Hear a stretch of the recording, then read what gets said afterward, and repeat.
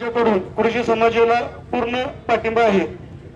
तसेच भैयासाहेब, मी 13 ते 14 दिवसाखाली मी एक शंकर कपिला गाय म्हणून मोहमधून विकत घेतली।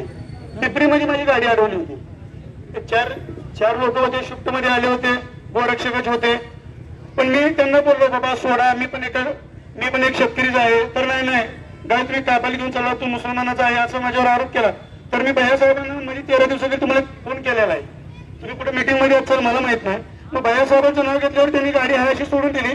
गाडी पिपरीची होती, दत्ता लागमोडे म्हणून, आणि मोळमधून 2 गाड्या घेऊन गेलो होतो।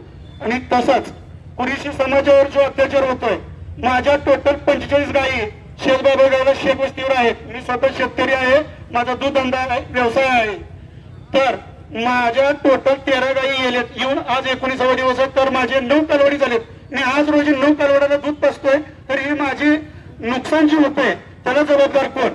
तर माझे प्रशासकाला एवढा हात जोडून विनंती आहे की कुरुशी समाज एवढा पण भरकडलेला नाही। जसं वकील साहेब म्हणले 1360 दांडे आहेत, वेगवेगळ्या दांड्यावर उतरा। पण कुरुशी समाज हा शेतकरीसाठी अन्नदाता आहे माझ्या दृष्टीतून।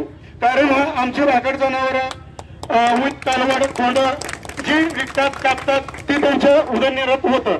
तर माझं वैयक्तिक असं मेसेज शासनाला द्यायचं आहे की कुरुशी समाजाला गाई फक्त देशी गाई सोडून जर्सी गाई, रेडी, म्हैस, रेडा, बैल जे पण आहे ते कापून आम जनतेला खाण्यासाठी प्रवृत्त करावं हीच माझी विनंती। जय हिंद, जय हिंद, जय हिंद।